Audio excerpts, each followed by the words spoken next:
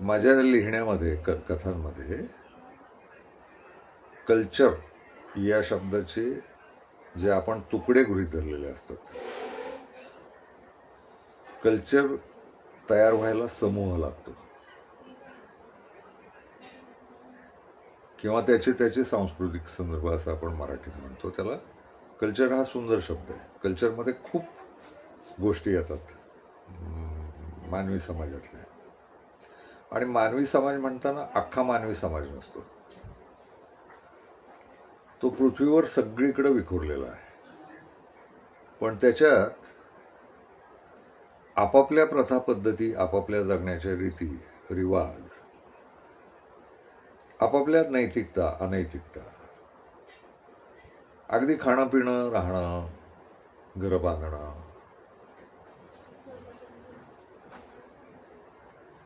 असं काही वैशिष्ट्यपूर्ण असतं ते. आणि त्या समूहापुरतं ते असतं, तर ते त्या समूहाचं ते कल्चर आहे असं म्हटलं जातं. बरोबर आहे. हे कल्चर, असे अनेक कल्चर्स पृथ्वीवर नांदतात आणि यांना त्यांचं कल्चर असं म्हटलं जातं. या सगळ्यांमधला जागतिक पातळीवरचा एक कॉमन धागा आहे.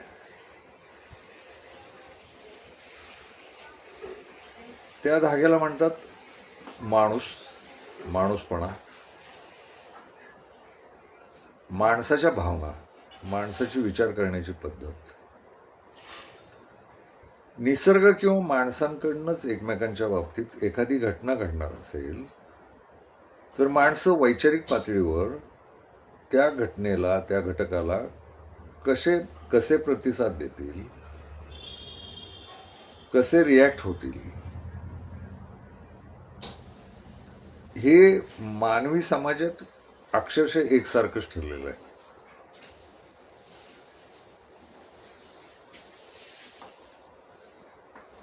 तर माणसं ही भावनांच्या बाबतीत, जगभर भावना जितक्या आहेत, किंवा आपल्याकडं 9 रस म्हणतात, तर 9 रसांचं मिश्रण म्हणजे एक माणूस. म्हणजे त्यात दया, माया, करुणा, क्रौर्य, हिंसा, बिभत्सता अशा अनेक गोष्टी आहेत. या 9 रस म्हणजेच 9 भावना. प्रत्येक माणूस या 9 भावनांनीच घडलेला, बनलेला असतो. मला असं वाटतं की मी लिहिताना या 9 भावनांचं लिहित राहतो. प्रदेश कुठलाही असो, भाग पृथ्वीचा कुठलाही भाग असो,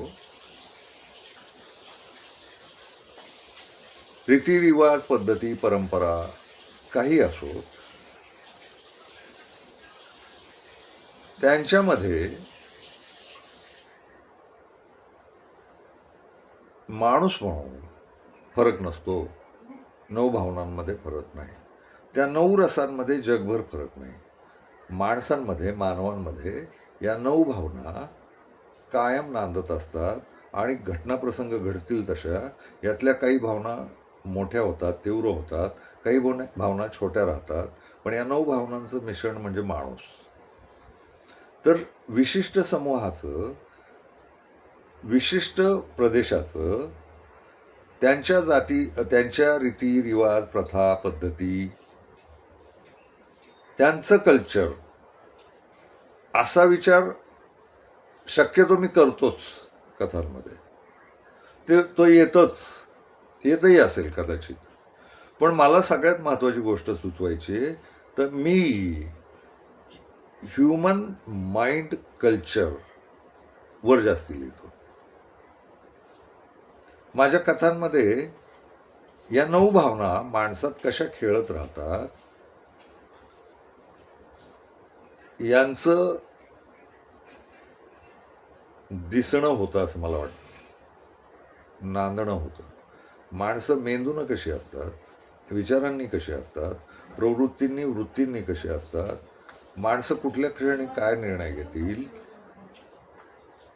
असा खूप सारा मानसशास्त्रीय विचार केल्यासारखं, अर्थात तो मी करत नाही लिहिताना, पण ते आपोआप घडत असावं, मी मानसशास्त्रीय पद्धतीनं माणसं लिहित जातो.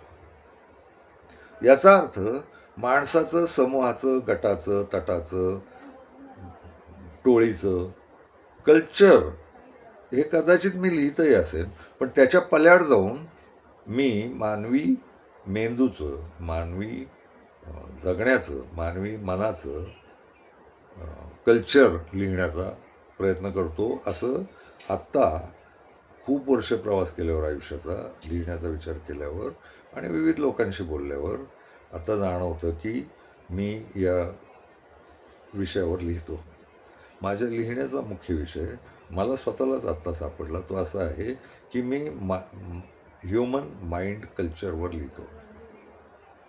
माझ्या लिहिण्याचा गाभा तो आहे असं मला वाटतं. म्हणजे आपण जेव्हा सगळ्या कथा आठवतो आत्ता माझ्या, मी काय लिहून झालं, काय लिहिलं आहे मी, ते लक्षात येतं.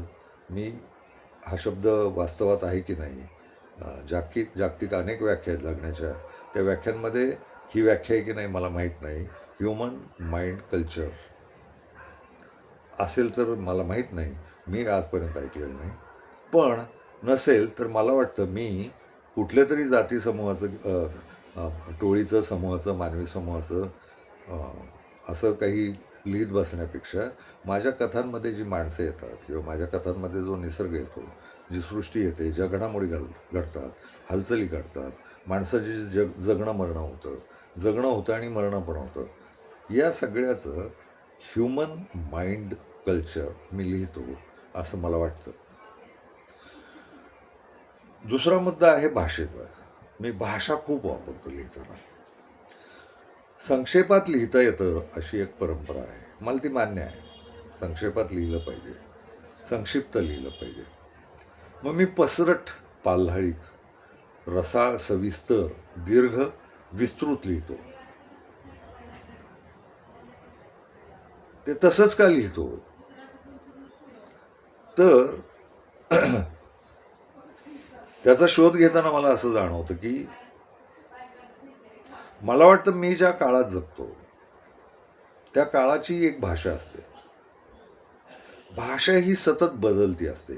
जसजसं मानवी जग आधुनिक, विकसित आणि पुरोगामी होत जातं, पुरोगामी म्हणजे पुढं जात राहतं काळानुसार, तर या काळाची प्रत्येकाच्या जगण्याची स्वतःची एक भाषा असते आणि ती भाषा तो वापरतो. खूप लोक या भाषेचा संकोच करून त्याच काळातल्या लोकांसाठी लिहित राहतात.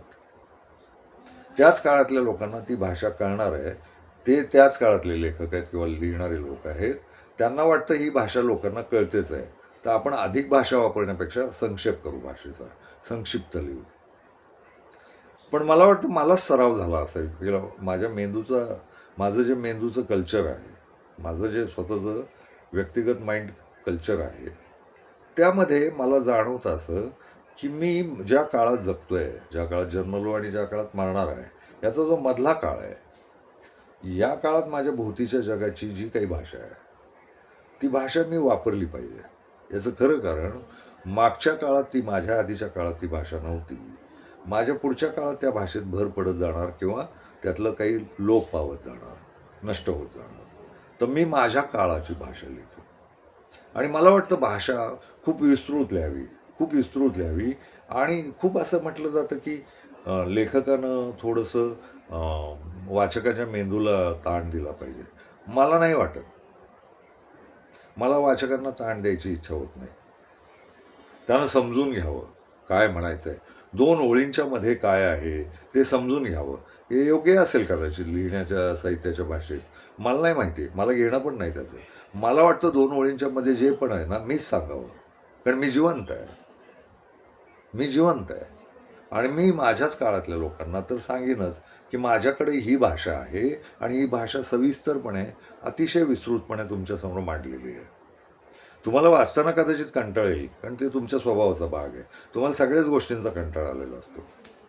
तुमच्या जगण्यात जे आहे ना, त्याच दुसऱ्या दिवशी कंटाळा आलेला असतो. माझं तसं होत नाही. माझं जगण्यावर प्रेम आहे, माझं माझ्या जगण्यावर प्रेम आहे. माझ्या जगण्याचा जो काळ आहे ना, त्या काळावर प्रेम आहे. मला यातले सगळे बदल, घडामोडी यांचं प्रचंड आकर्षण आहे. आणि मला वाटतं मला हे जाणून घेतलं पाहिजे आणि मला दिसणारी प्रत्येक गोष्ट शब्दबद्ध करता आली पाहिजे. मी भाषेचा आनंद घेण्यासाठी जगणारा माणूस आहे. मला वर्णन करताना उलटी करणं, तिनं उलटी केली एवढ्यावर थांबावंसं वाटत नाही. मला वाटतं त्या उलटीचं मी वर्णन करून ठेवलं पाहिजे, त्यानं कशी उलटी केली. ती उलटी काय होती, कारण ती व्यक्ती आहे आणि ती विशेष व्यक्ती आहे. जगातली प्रत्येक व्यक्ती ही विशेषच असते. प्रत्येक शुक्रजंतू हा स्वतंत्र असतो. त्या शुक्रजंतूला खूप मोल असतं आणि तो शुक्रजंतू 0 ते 100 जगणारच असतो. तर हा पण त्याच्या दृष्टीनं कालावधी मोठा आहे. हे खूप मोठा कालावधी 100 वर्षाचा.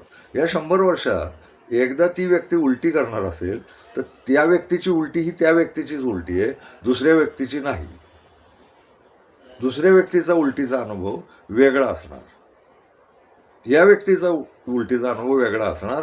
आणि अख्ख्या ब्रह्मांडात, अख्ख्या मानवी सृष्टीत ती व्यक्ती जर विशेषच असेल तर त्या उलटीचं वर्णन विशेषत्वानं केलं पाहिजे. आणि एक उलटीसारखी साधी क्रिया मला वाटतं मला येणाऱ्या सगळ्या भाषेत विस्तृतपणे चित्रांकित, शब्दांकित करून ठेवावी.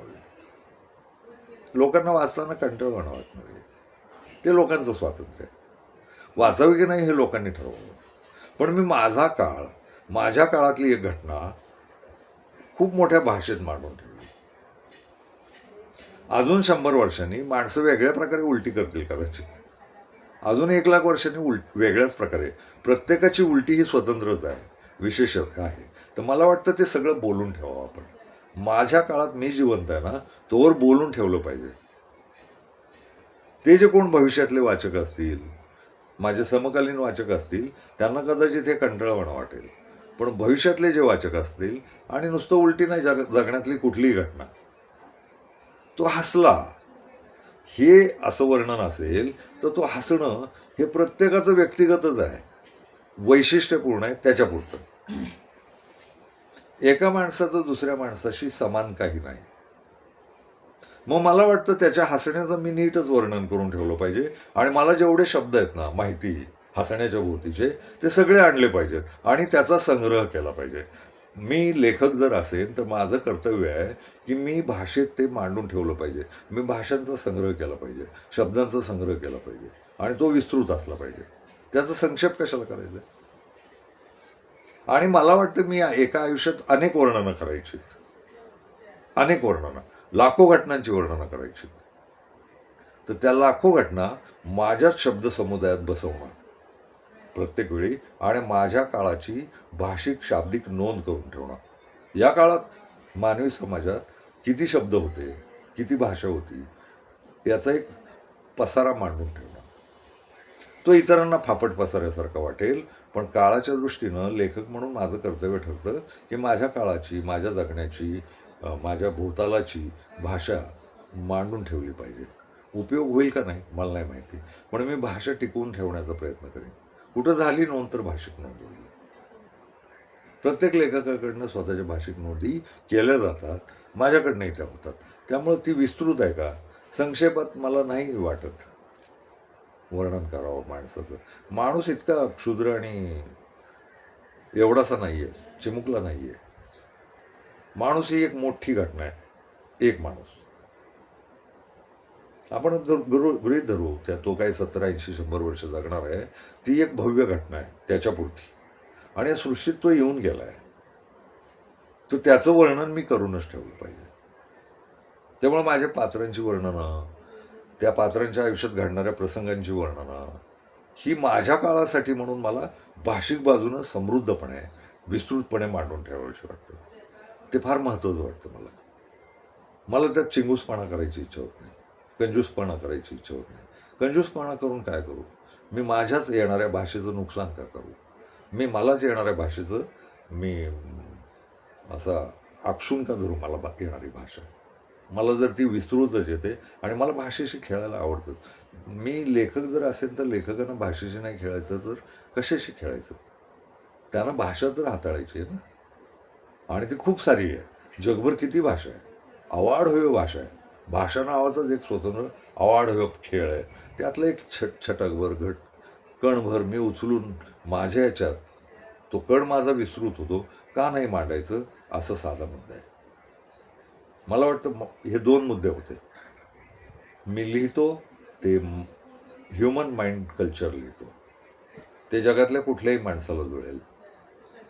माणसं भावनांचा वापर काय करतात, माणसं भावनांचा खेळ काय खेळतात, माणसं भावनांमध्ये कशी रमलेली असतात आणि त्यांच्या नकळतपणे भावना माणसं मुद्दामपणे पण वापरतात आणि नकळतपणे पण वापरतात.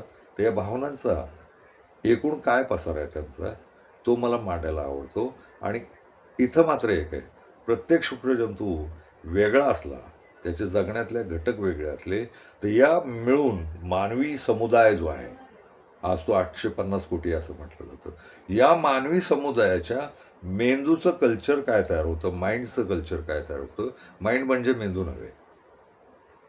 माइंड म्हणजे कदाचित माणसाचं अस्तित्व, अख्खं अस्तित्व, डोक्याच्या केसापासून पायाच्या नखापर्यंत त्याचं सगळं अस्तित्व आणि त्याची सगळी विचारधारा किंवा त्याच्या मेंदूची रचना याच्यासह माइंड तयार होतं.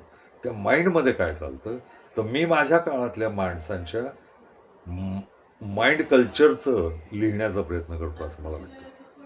मला प्रत्येक माणूस विशेषच वाटतो, प्रत्येक शुक्रजंतू मौलिकच वाटतो, खासच आहे.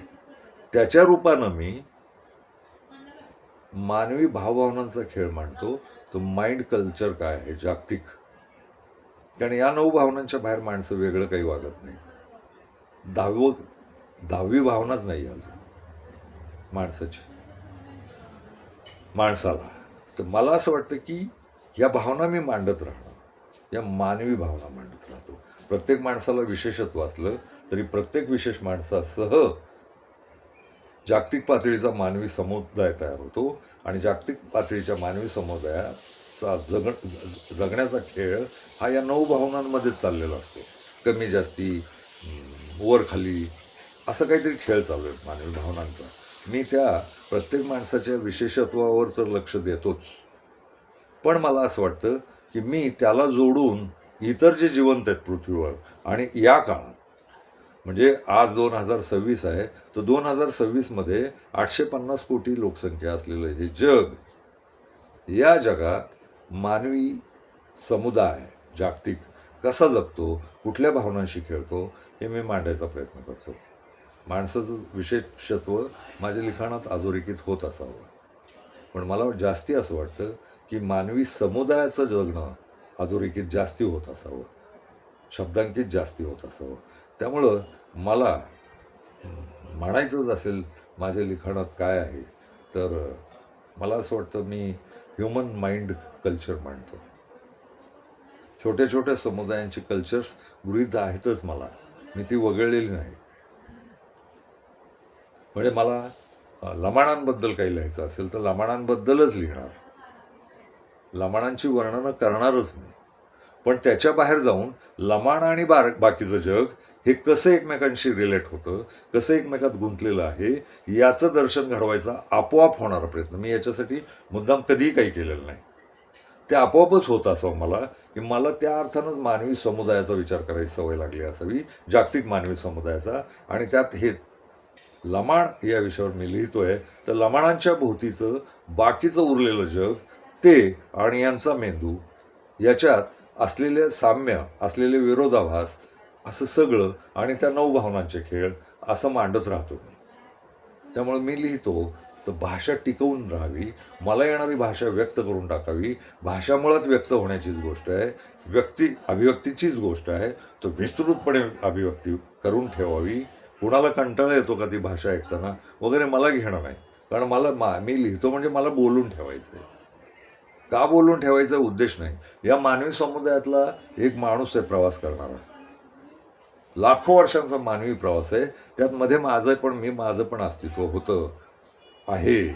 तर त्या अस्तित्वाचा सार म्हणून मी माझं लिहिणं करून ठेवणं गरजेचं आहे, कारण ह्या नोंदी प्रत्येक माणसाच्या जगात असतातच. माझ्याकडं लिहिण्याचं माध्यम आहे, तर मी लिहिण्याच्या माध्यमातून त्या नोंदी करत राहतो. आणि या नोंदी काळासाठी आवश्यक आहेत असं मला वाटतं. माझ्या काळातली भाषा मांडण्यासाठी आवश्यक वाटतं.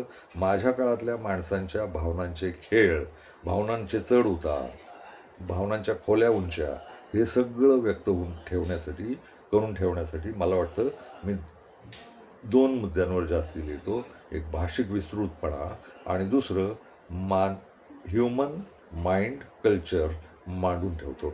कदाचित या कल्चरमध्ये काळानुसार बदल होतील. आधी मानव वेगळ्या पद्धतीनं जगत होता. आत्ता 2026 साली जग वेगळ्या पद्धतीनं जगतंय. भाषिक बाजूनं, मेंदूच्या बाजूनं, भावनांच्या बाजूनं आणखी 10 लाख वर्षांनी, 40 लाख वर्षांनी माणसं वेगळ्या पद्धतीनं जगतील. तर मी माझ्या काळाची नोंद करून ठेवतो भविष्यासाठी.